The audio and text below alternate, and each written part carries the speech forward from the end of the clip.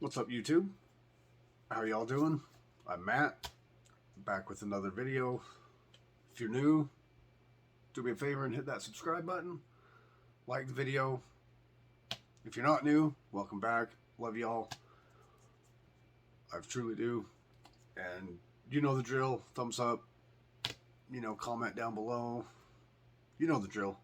But anyway, back talking to you a little bit this morning on some changes, making changes in your life, and telling the people that are really close to you every day that you love them and how much you care about them, and because things can change in an instant.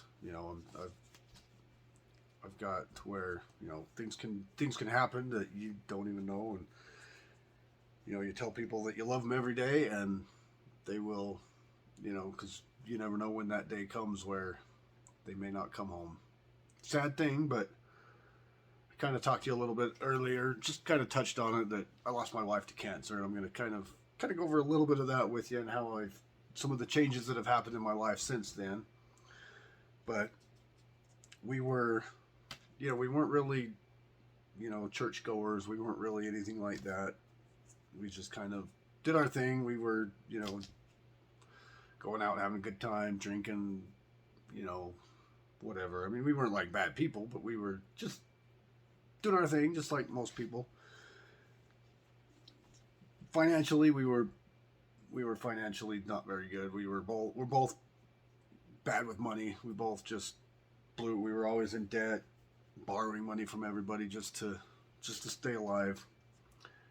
And we just living from apartments to apartments, finding the cheapest apartment we could find, and we tried to keep them as nice as possible, but they were cheap apartments, something that we could just afford. And it wasn't, we were always, we always had food on the table. We always had what we needed, but we were borrowing a lot of money, going into debt a lot, and just to have what we needed. So we weren't really prepped. We weren't really, had no guns, had no, no food storage, no nothing like that. And it was, we really didn't think about it. We just, lived day to day in the world, how the world was, and didn't really think about stuff like that much. And so it was, but, and then in 2018, end of the year, it was about December, was when we found out she had cancer. She was having some pains in her stomach area, and she just kept blowing it off, and thought it was like a hernia. So she's like, oh, it's just another hernia. I'll be fine. I'm good. But it kept getting worse and worse, and we finally convinced her to go to the doctor, to go to the hospital. So she went to the ER. She got a ride so I could stay home with the boys, because they were young at the time, like really young, and I couldn't just leave them there and take her to the doctor. So she found a ride with her aunt. Her aunt took her up to the ER, and they found out that she had liver cancer. She came home, I started doing some research. It didn't really look or sound very good, but I thought I still had a little bit of time at least. And I thought, we'll do whatever we got to do to beat it. We'll try our best. And then we went to the actual cancer doctor about a week later, and this was about Christmas time.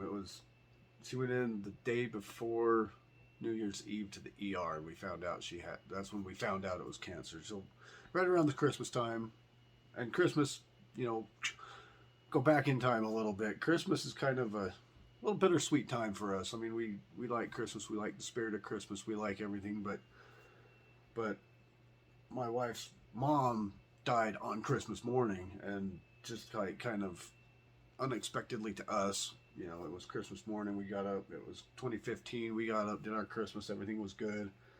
She was talking to her mom the night before. Her mom wanted us to come because it was a couple hour, 3-hour drive to get to her house, and she wanted us to come visit her for Christmas. And my wife kept telling her, no, we're not going. We're just going to stay here. We're just going to stay here. And they were talking just normally, just having their normal mother-daughter conversation, and then we got a call the next morning, Christmas morning, after we woke up, and mom's dead. Kind of shocked, and we hurried. We got everything we needed to get. We got got packed and we ended up going up there anyway for Christmas. So it was, and then a month later, almost exactly, her dad died of cancer. And then about a month after that, her grandma died, and so we've had a lot of issues in on her side of the family with dying. Her mom died from kidney failure. She was on dialysis, so we knew it was kind of coming, but there was no clue that it was coming that quick. Her dad, on the other hand, we knew he was limited. He had cancer, he had throat cancer, and he couldn't give up. Even with cancer, he still couldn't give up the smoking, and they gave him his year to live, and so we knew it was coming with him. And after she died, he just went, phew, he just took a nosedive. And then fast forward back to my wife. That's kind of, we went to the cancer doctor, and he told us that usually the survival rate of liver cancer is about 13 months. So she got her, year to live type thing, and that was tough. And then, so they didn't do any chemo. They said they couldn't replace her cancer or her liver because it was metastatic, which means it started somewhere else and moved to the liver. And they figure that if give her another liver, it's just going to get cancer again as well. So they just put her on some medicine, and minus the chemo, it's basically the medicine they give you for chemo minus the actual radiation chemo and all that. So she took that, and pretty much once she took that, she kind of took a downturn, and it was about 2 months later, February 22nd, she was gone. So it didn't give us a lot of time to prepare, didn't give us as much time as we had thought anyway. And then later on, so that was kind of tough. It kind of hit us all pretty hard, and even she kept blowing it off like it was nothing. Like, oh yeah, he said that or more. It could be more, and there, so she was blowing it off to everybody, thinking that all of her other family were, didn't know what was going on. They thought everything was still was okay, and she still had some time. But then, she went to the doctor. She had an appointment, and she was just sitting in the chair, and I couldn't even get her out of the chair. Had to go up and get a wheelchair. Still couldn't get her in the chair, so I ended up having to call an ambulance to come pick her up and take her into the hospital. And then, at the town we were living in at that time, they didn't have dialysis machines and all that. And on a quick note, they wanted to know, do you want to try and keep her alive? So I was like, yeah, try and keep her alive. So we don't have dialysis machines because we have to put her on a machine. And so they life flighted her down to the nearest bigger city that has a better hospital. And so we packed up and got ready. And then I called the doctor down there, and he was like, did some explaining and stuff like that, and explained what was going on. And he said, she's not going to make it past the night. I was like, what? Not going to make it past the day? But she was already on the helicopter, and so I was like, so what do I do here? And he's like, well, if best bet would be just to keep her there instead of flying her down here. I said, well, she's already on the helicopter. So we packed up, drove up there. It's about an hour drive, and stayed there. That was on a Tuesday, and then I called a couple of her family members and said, spread the word, because I don't want to go through the story of too many times. I just one call, that's enough. I called her family, my family. They all rushed to the hospital so they could see her, and we stayed there a few days, and then Friday came along, and by this time they kept moving her up at this time she was actually in hospice. They took her out of the ICU and kept moving her to different locations, and this time she was in hospice, and you could tell she was getting bad. So, and I didn't know if she was going to make it past Friday or into Saturday, but we had a rough time. The boys were having really tough, so we left. We went home. I told her my last goodbyes, let the kids tell her goodbye, and we went home. I told her we'd come back tomorrow. I said, I'm going to take the kids home, and I'm going to come back tomorrow. And about the time we drove home, it's about an hour drive, we stopped, got something to eat, went home, like almost within a second after we got home. It was within minutes. We got home and got a call from the hospital. So we didn't actually get to see her pass away, which is what I think she wanted. I think that's what she was waiting for. I don't think she wanted us there when she took her last breath. She did have a family member there, which helps. So I didn't feel too bad that she died alone. She had one of her favorite, like, kind of a best friend her cousin that she grew up with, that were like best friends. They were like inseparable when they were growing up. So, but anyway, that kind of hit us pretty hard, and kind of what got me back into the church was, I kind of had a coming to with Jesus, if you would. I'd say I was kind of chewing him out. It was like, why would you do this to me? Well, you take a young mom from a young family that's really dependent upon this person, because she did a lot. If you're married, and just think about if you were to lose your significant other today, you don't realize how much they do until they're gone. She took care of all the dinners. Dinners were ready. I never had to worry about cooking dinner, so I had to learn how to cook dinner. I had to, she took care of all the boys as far as like their medicines and their doctor's appointments. And I didn't know nothing. All I said is, hey, they got to go to a doctor's appointment today. And I had to take off work to go up there with them, or she would take them and she would give them the medicine. She knew what to take and when to give it to them and how much to give it to them. And I didn't know anything. So I'm sitting here looking at medicine bottles, finding a doctor's name, calling that doctor, and getting everything straightened out. So it was really tough. You don't realize. And that's where that tell them you love them every day. Because you never know when that day's not going to be here anymore. It could happen in an instant. You don't think about it. You don't want to think about it, but you could leave the house this morning and get hit by a drunk driver, and but so tell them you love them every day before you leave, when you get home, before you go to bed at night. It's important.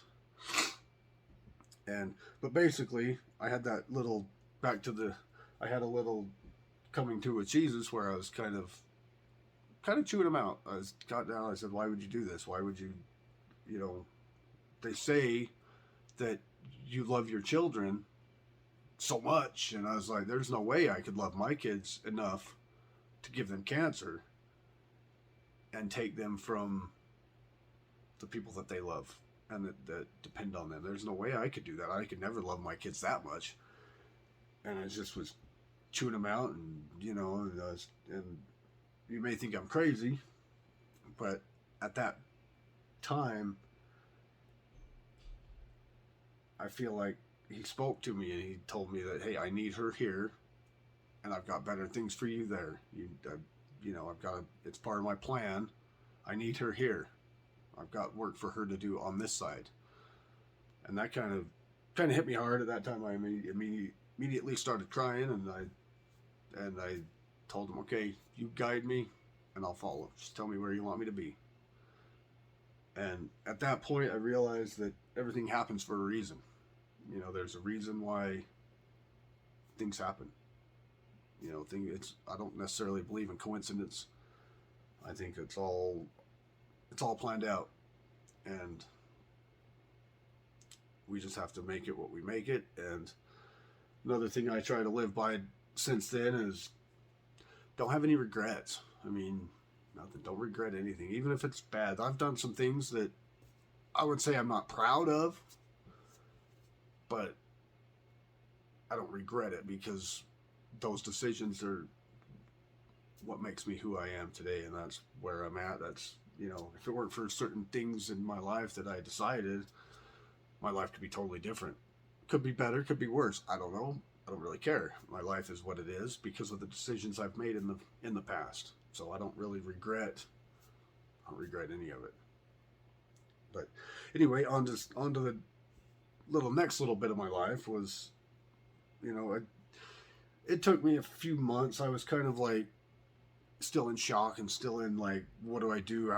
So I, some might say it was a little too soon, but I started kind of talking to other people, kind of started jumping in the dating world. It was 6 months to a year. You know, some people say already that's too soon. You know, she just died, and but again, they don't know what it's like, and I get it. You know, maybe it was, but I found another lady that, you know, at the time I thought she was good. She was, you know, it wasn't all bad. She really helped me out a lot. She kind of moved me along.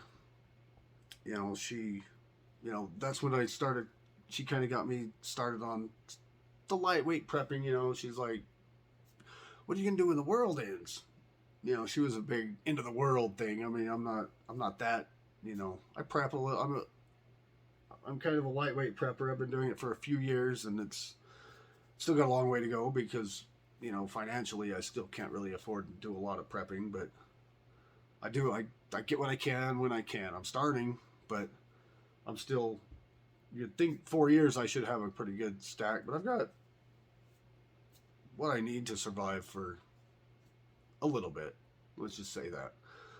But she's like, "You have no guns, you have no food, you have nothing. What are you gonna do when the world ends?" And it's like, well, honestly, I never really thought about it. So she kind of got me into that a little bit, and you know, so I'd say that's what got me started on the prepping.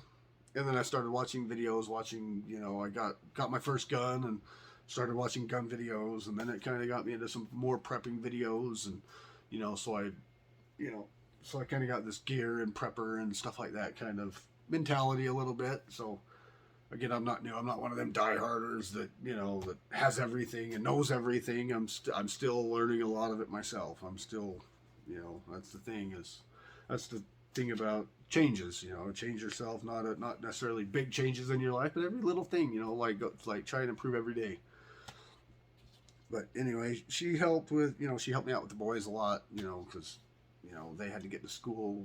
You know, I moved a little closer because she lived in a different city, and she lived a little ways away, so I moved a little closer to her so she could kind of help out with the boys. She would get them on and off the bus, sometimes mostly off the bus. I'd get them on the bus, and then I'd go to work, and then she'd get them off the bus because they were still all elementary age, so they couldn't really stay home by themselves. But she'd get them on. You know, she'd be there, get them off the bus, or she'd call them, and we'd put cameras up so she could kind of keep an eye on them when she wasn't there. As they got a little older, you know, so she'd keep an eye. She'd call them and, you know, kind of walk them through some stuff, and then, you know, at that time, you know, I made a lot of changes in my life as far as like, you know, spiritually. She was kind of in the church, and she kind of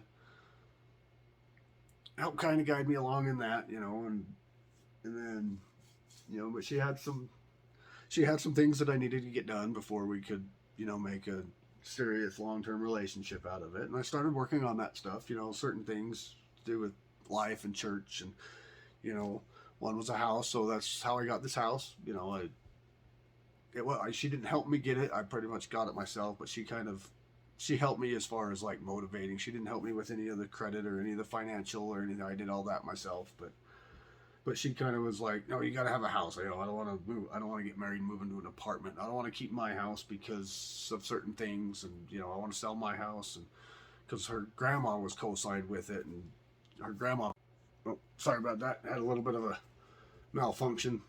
My alarm went off and cut off my camera. Anyway, back to the story. Anyway, I got my house.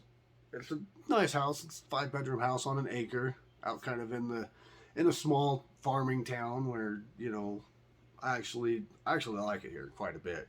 You know, it's starting to, after a couple of years here, it really starts to feel like it's home, which is going to make it hard because we are, you know, later on in the story I'll get to it, but we are selling and moving, which is going to be hard, but that's a little later.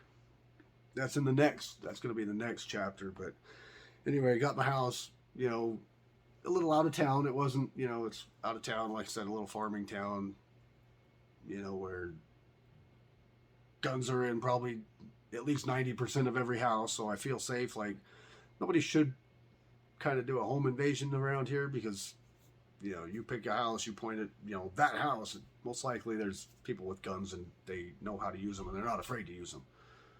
So, and then But later on, a few months later, her and her daughter moved in. They moved in my basement. They just kind of took the basement. I took upstairs, and it wasn't, it wasn't like that kind of relationship. She didn't, we weren't married, so she didn't sleep in my bed, anything like that.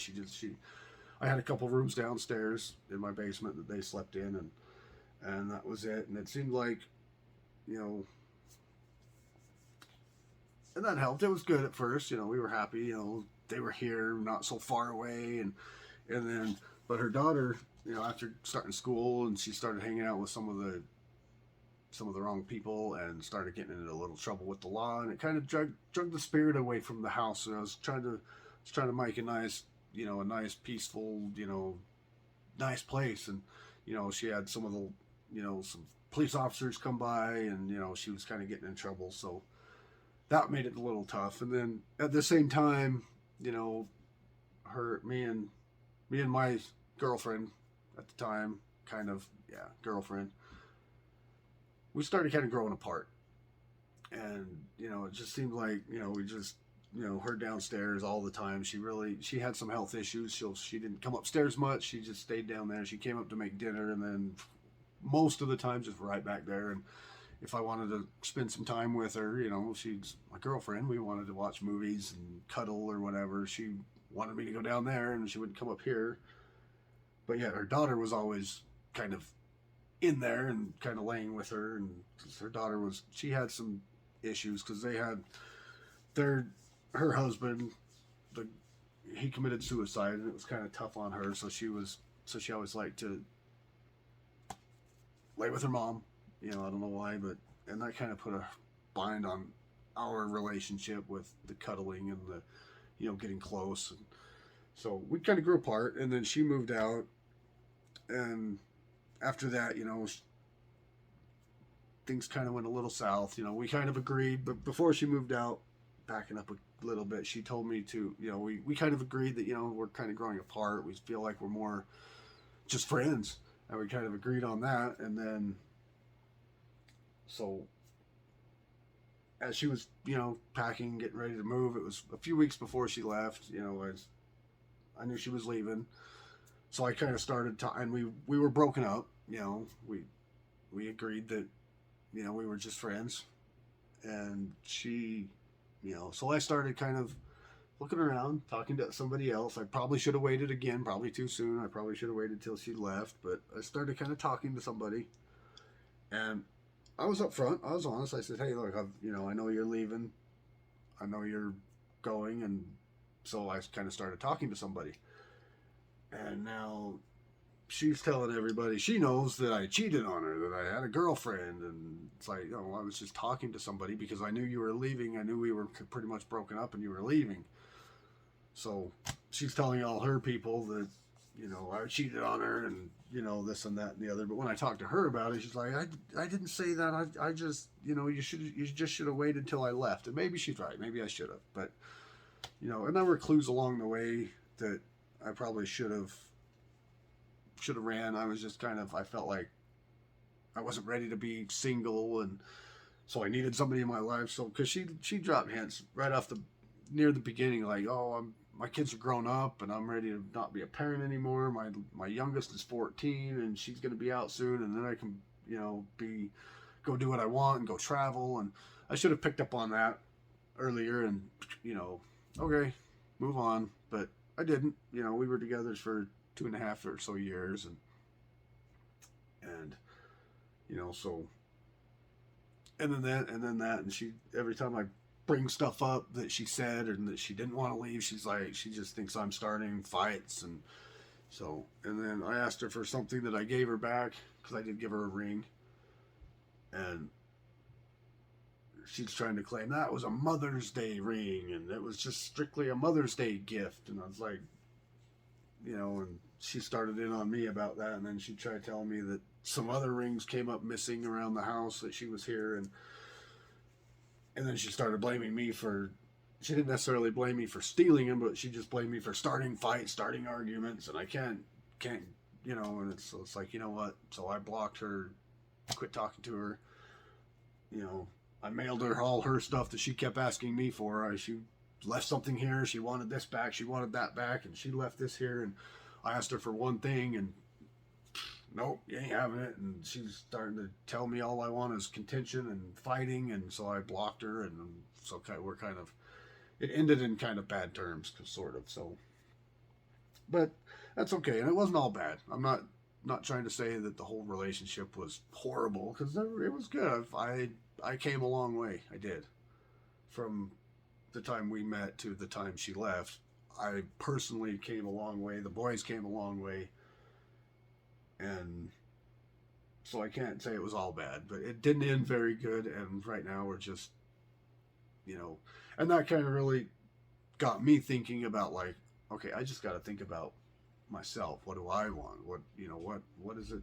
And I started thinking more about me and the boys. This is what's best for us. This is, I started learning more about myself, about who I am and who I want to be and where I want to be and who I want to be with. And so I started really getting some of the bad people, bad things out of my life. If you're just dragging me down, see ya. And that's kind of where I've been. I've quit talking to and blocked a few people that were like that. They just, they caused stress in my life, and I didn't need that right now. I've been, we've been through a lot the past few years. So, but anyway, and shortly after that, this isn't the same person I was talking to, but at that time, which we never really did anything. I was just talking to her. She never made girlfriend status. She, we went on a couple dates and, whatnot, but that was about it. She never really, and that didn't go very good either. I'm not going to get into that. That didn't go very well either. So, but I started really thinking about it, and as I was starting to look into the dating scene again, I was being a little bit more picky with what I wanted, and I was like, this is, I don't want the same thing I was just with. Sorry, had a little visitor for a second. Had to let him know that I'm talking to myself and a phone and whoever's deciding to watch it. But anyway, I met somebody else, and she's awesome. Okay, we don't agree on everything. She's kind of having a little tough time with some of the way I live still, but she's got 3 girls. We're like modern day Brady Bunch. She's got 3 girls. I've got 3 boys. And right off the bat, I mean, it just felt perfect. Like, it's like this is part of that plan that the Lord was telling me about, that I've got a plan for you. And I think this is part of it. And I think my late wife up there had something to do with it, because it's like she's awesome. It's like it's meant to be. It's perfect. Like there's some contributing force that brought us together.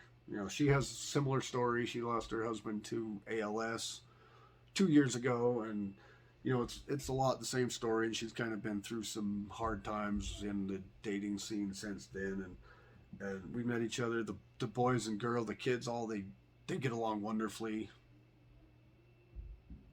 99% of the time. Maybe not every time. There's a blending thing that kind of makes it hard, but we've been awesome. They're awesome. She's awesome. It's like, I feel like it's meant to be. And like I said, I think there's some contributing factors to that. Some outside forces pulling us that brought us together at the right time. And since then, again, it's been hard being a single dad, so I'm still have a lot of debt, and I'm still, living paycheck to paycheck, living on a very, very tight budget, and I have what I need. There's always food in the house. I have the house. I have a lot of what I need, everything I need, and a lot of what I want. So but I go into debt to get it, and I've put myself in some holes to get some of that. But anyway, the new lady, there's some things that we're working on. There's things that I need to nothing is perfect, so I've got to make some changes. She's got to make some changes, but we're working on it. We're both, we're making it work, because it's not just like everything's like perfect, nothing is. But she's not fully on board with like the guns, and they have guns. They're hunters, but that's what their guns are for, hunting, and they don't, and living in the city kind of scares me a little bit. But she accepts that I have guns and that I conceal carry, and she just doesn't like the fact that if I keep it by my bedside for protection, or just keep them out of the kids, keep because the kids, accidents happen and kids make poor decisions, and I think of it more as a training thing. You teach your kids, which I've been doing to the boys. I've been teaching them that I could leave my gun on the kitchen table and none of them would touch it. So I know that they're not going to, but we're kind of working together on that. I'm putting them away, putting it up a little bit so it's not as noticeable and it's out of the way, but it's still somewhat within reach.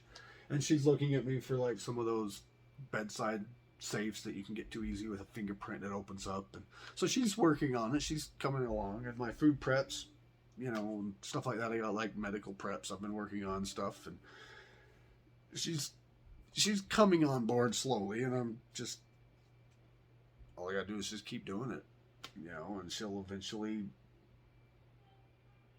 she accepts it, and she'll at least do that. She'll at least just, okay, whatever, just keep doing it. Because, I'm not necessarily prepping for the end of the world, because SHTF or whatever you want to call it, it's not necessarily like, oh my goodness, the world's ending, it's done, we're all gonna die, and if we're all gonna die, we're all gonna die anyway, no matter what our preps look like. But just for like a storm, power outage,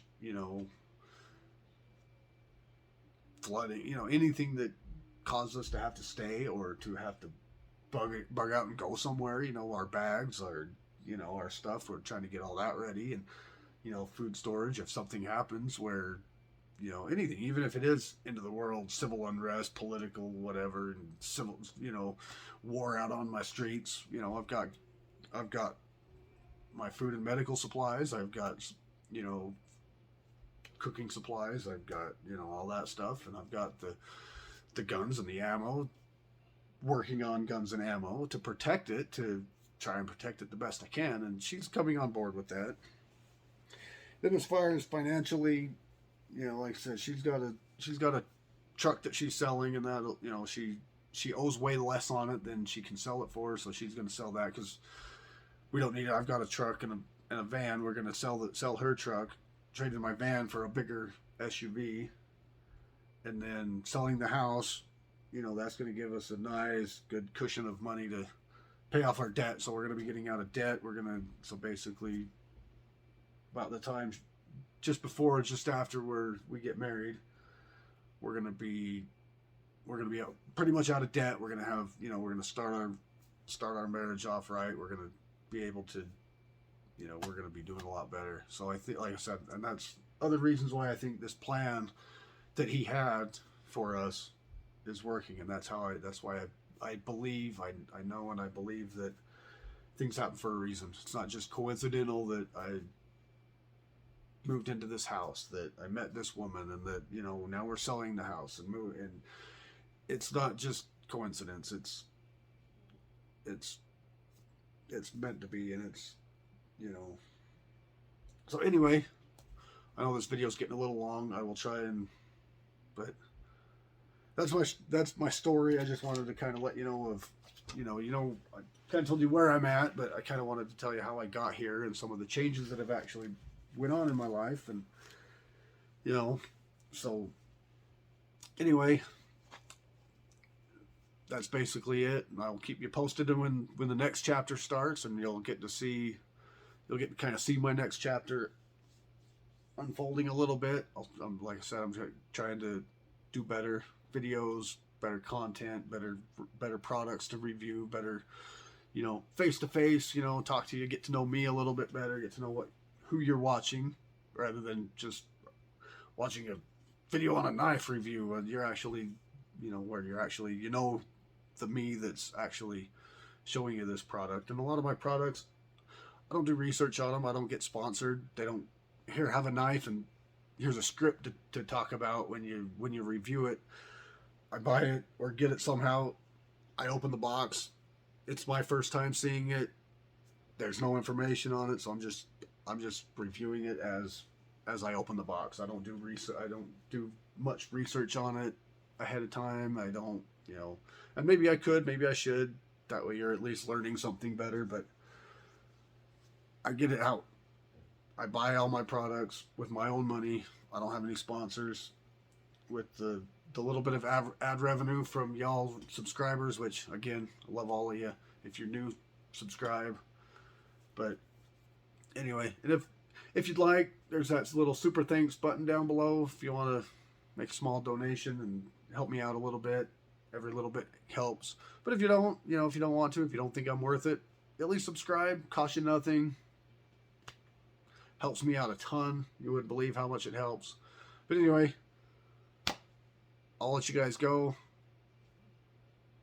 Thanks for sticking around. If you'd stuck around this long, thank you. Appreciate y'all. And I will see you in the next one.